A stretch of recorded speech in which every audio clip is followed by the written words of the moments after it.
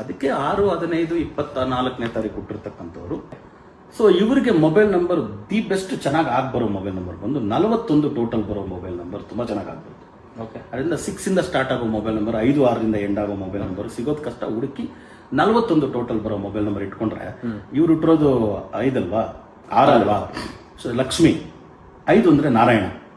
ಅವಾಗ ನಾರಾಯಣನ ನಂಬರ್ ಇಟ್ಕೊಂಡ್ರೆ ಭಾರಿ ಒಳ್ಳೇದು. ಇನ್ ಕೆಲವರಿಗೆ ಆಗ್ಬರೋದು ಬೇರೆ ನಂಬರ್ ಹೇಳ್ಬೋದು, ಬಟ್ ಈ 41 ಬೆಸ್ಟ್ ನಂಬರ್ ಮೊಬೈಲ್ ನಂಬರ್ ಅಲ್ಲಿ. ತುಂಬಾ ಚೆನ್ನಾಗಿ ಇವ್ರು ಫಾಲೋ ಮಾಡ್ಬೇಕಾದ್ರೆ 5ನೇ ನಂಬರ್ನೇನೆ. ಗುರುಜಿ, ಇದು ನನ್ಗೆ ಇಷ್ಟೆಲ್ಲ ಕೇಳೋ ಮುಂದೆ ಒಂದು ಕ್ವಶನ್ ಬಂತು, 41 ಯಾಕೆ, ವೈ ನಾಟ್ 50? Why not 50? ಇವಾಗ ನೋಡಿ, ಈ 50 ಅನ್ನೋ ನಂಬರು ಕೆಲವರಿಗೆ ಇವಾಗ ನಾವು ಹೇಳುವಾಗ ಆಮೇಲೆ 50-50 ಅಂತಾರಲ್ಲ, ಈ 50-50 ಅಂದ್ಬಿಟ್ರೆ ನನಗೂ ಅರ್ಧ ನಿನಗೂ ಅರ್ಧ ಅಂತ ಆಗ್ಬಿಡುತ್ತೆ. ಅದೇ ಈ 4-1 ಅಂತ ಹೇಳ್ತೀವಲ್ಲ, ಇದು ಹೇಗೆ ಅಂದ್ರೆ 4 ಅನ್ನೋದು ರಾಹು, 1 ಅನ್ನೋದು ಸೂರ್ಯ. ಸೂರ್ಯನ ನೆರಳಿನ ಗ್ರಹನೇ ರಾಹು. ರಾಹು ಬಂದ್ರು ಸೂರ್ಯನಿಗೆ ಗ್ರಹಣ ಹಿಡಿಯುತ್ತಷ್ಟೇ, ಎಷ್ಟು ಗಂಟೆಗಳ ಲೆಕ್ಕ ಅಷ್ಟೇ.